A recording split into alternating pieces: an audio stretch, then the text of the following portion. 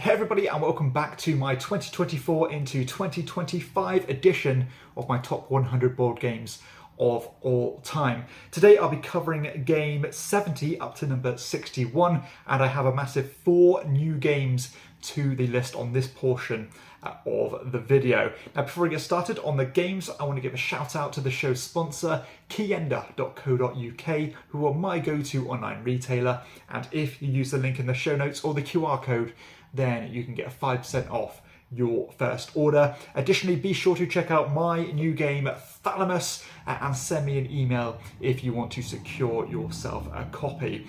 But let's get started on the games. At number 70, I have Foundations of Metropolis. So this is a wonderfully elegant game as you are buying plots of land on this big map, and you're trying to plant your buildings on those particular spots in order to start generating money or generating population. And I like the way that so many of these buildings synergize with each other, and you can even leech off other players' efforts as if they start, say, building highly populated areas on the board, you might slot one of your civic buildings in there, which will score you points based on all the different population tiles that they are touching. Really dynamic game as that city keeps on changing as buildings are getting moved off and onto the board. Buildings are constantly increasing in size, and those levels of, again, population points and money is always increasing. So I'm really happy to see that the Foundations of Rome got a reprint that was much more sensible and accessible to everybody to have a copy of. And Metropolis, or Foundations of Metropolis, does that job so perfectly. And I was quite apprehensive to see how this game would play out because I thought it might be a little bit too simple for me, but that's not true at all. The game is wonderful, a great kind of tactical, strategic decisions to be made, but still feeling so approachable. And it's just a wonderful family weight plus game that's going to satisfy so many other people as well. So that is Foundations of Metropolis at number 70. At number 69, I have Hanamikoji. So what a sign of this game's quality that it's been on my top 100 for so long now. This is one of the original games in my collection. And this might be the lowest place it's ever sat, but that is mostly because I'm so comfortable with this game that it's almost difficult to rate because, again, I've played it so many times over the years. This is a 2-player only tug-of-war style game that is probably the strongest example of the I split you choose mechanism, as you are kind of portraying cards out to your opponent to choose from. They choose the ones they want and then you get the remainder, and then you are trying to, again, have the majority in all these different items in order to influence these geishas and win the game, essentially. The decisions in this game are so crunchy, probably one of the most condensed games in terms of how many agonizing decisions are thrown at you from the get-go. Wonderful design. I can't think of a single way to improve it. That is Hanamikoji at number 69. At number 68, I have Istanbul. So talk about games that have been on the list for a long time. Istanbul, one of the first Euros that I played, and definitely fits that lighter kind of bracket when it comes to Euro designs. But I love the race aspect of this game as you're rushing around these different tiles, trying to race to get to those rubies and win the game. And there are so many different paths to victory here, as you can focus on collecting money and trading that in, or you can get resources and trade them in, upgrade your wagon and so on to make you more efficient and get powers and so on. The core mechanism is excellent as you are now kind of moving across these different tiles, depositing workers as you go to take that action. But before you know it, you're going to run out of workers, and you're going to have to backtrack on yourself to collect those workers back in order to move on again. So it has this real kind of optimization, efficiency puzzle to plan your routes carefully in order to not to waste any effort. Excellent game, even better with the expansions. That is Istanbul at number 68. At number 67, I have Gold West. So finally managed to get this one into my collection after hunting for it for so many years. This one, another introductory way Euro game, and with one of the coolest resource management systems that I've seen. As each round you are essentially choosing a tile to flip over and get the resources from it, but then you have to expand your presence and get more resources. But you always have to try and keep a steady flow of resources coming through, because if you don't build each turn, then you're going to end up accruing negative points. But what I really love about this game is the idea of delayed gratification, and you're rewarded for planning carefully, because when you take new resources, you have to deposit them in one of these 4 different buckets that go from kind of towards you to away from your player board. And the further back you put them, the more points you're going to get, but it means you're not going to get these resources for some time.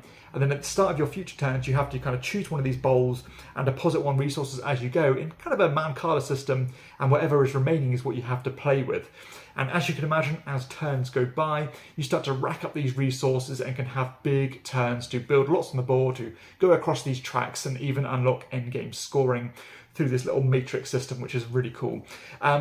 Very streamlined. Again, that core mechanism is just enough to make it interesting and to separate it from the pack. And it plays in around 75 minutes, which I think is excellent for a game of this complexity. So that is Gold West at number 67. At number 66, I have Match of the Century. So this is a 2-player only game by Paolo Mori, who does a great job of 2-player implementations.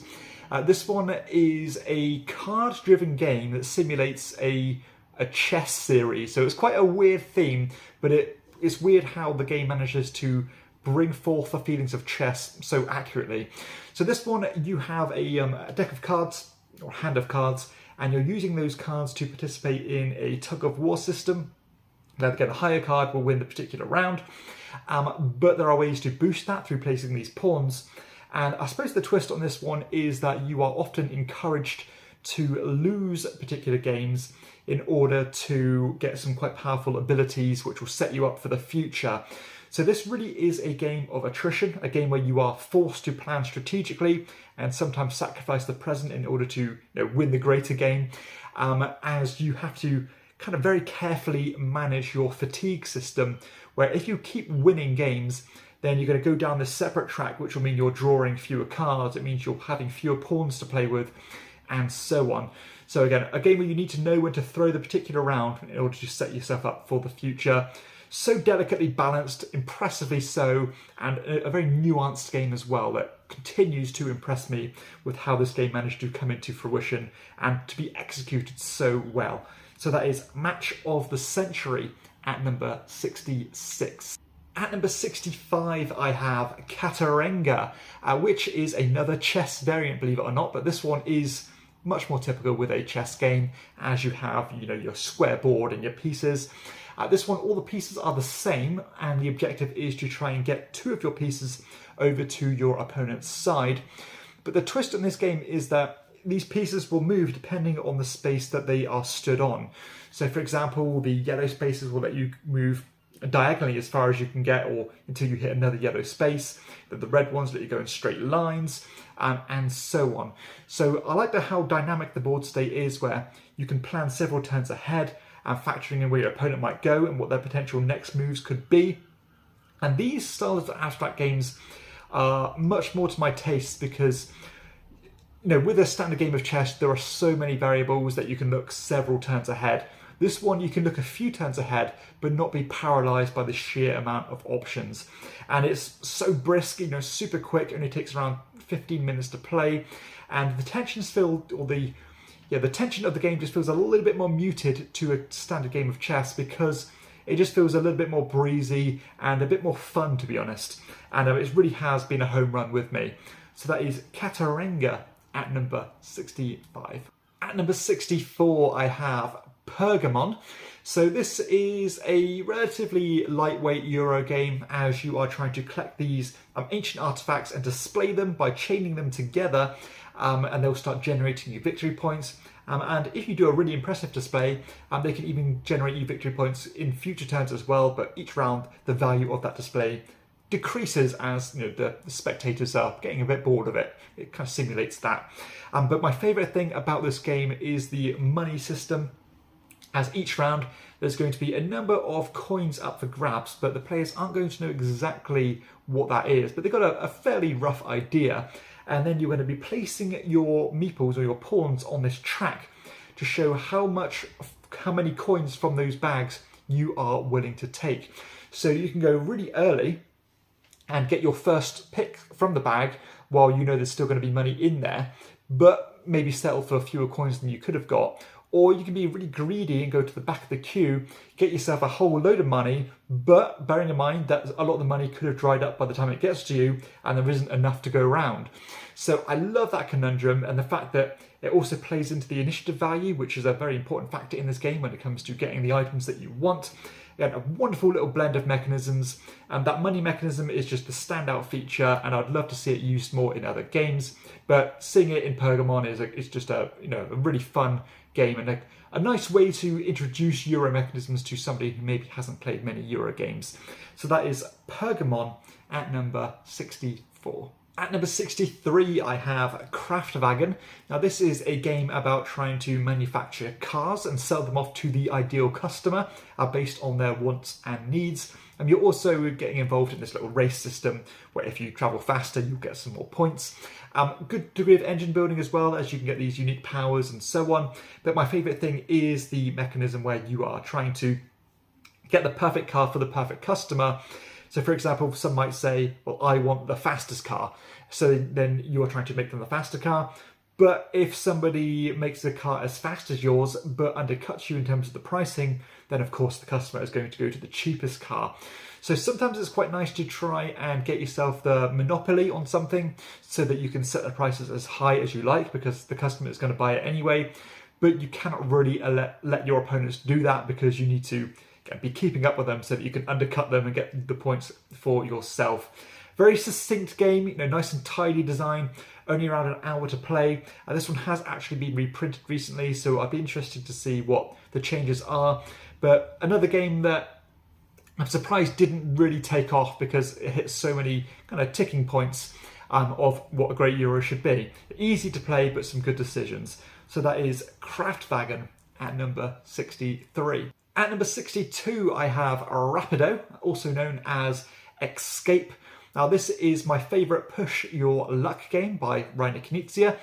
This one it definitely has borrowed a lot from a game like Can't Stop, the classic Saxon game. This one, I think, smooths off a lot of the rough edges from Can't Stop. This one, again, you're rolling a pair of dice. If you roll a double, you're going to climb the track. If you roll an X or two X's, you're going to fall down the stairs that many spaces. But the twist on this one is that you can actually lock in your roll and secure them on a second staircase.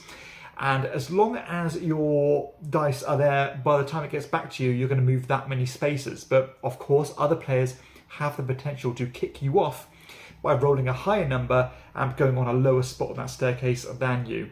So this game actually does a great job of adding in a catch-up mechanism where if somebody's luck is going fantastically, then the other players can kind of conspire to try and keep them down, and so you can make up that ground. But it still does have that foundation of luck, so even if you're doing well, you can continue and win the race if you just manage to, if the dice go your own way. But wonderfully fun, one of the funnest games I have. Universally loved by every single person I've played this with. Scales well, super fast, some really tense moments when it gets to the end, crossing that finish line, and by far the best push your luck game on the market. So that is Rapido at number 62. And the final game for this segment of the series, at number 61, I have Samurai. So another Knizia game. This one of his more involved ones, although it is still relatively easy to play. It's a tile placement area control game, as you are trying to gain influence over these different cities to get the items in those cities by placing these tiles with varying influence on them. This one, you are trying to have kind of the majority of pieces on the board. If you do that, you'll win, but there are some kind of sub-winning conditions as well. So if anything, my only, I'm not going to say negative, but maybe the polarizing thing is that the scoring in this game is sometimes a little bit confusing, but the gameplay is so refined as you are very carefully trying to optimally place each of these tiles. Bearing in mind you only have a small pool available to you at any time. There are some little tricks you can play by kind of changing things on off the board or switching positions and so on. And again, a game of fine margins, and those extra little tricks you pull might be the difference between winning and losing. So that is Samurai at number 61. So there we have it, that concludes the video. Hopefully you have enjoyed it. If you have, please be sure to hit like and subscribe to the channel and keep an eye out for the remainder of the series. But for everybody else, I'll see you next time on Chairman of the Board.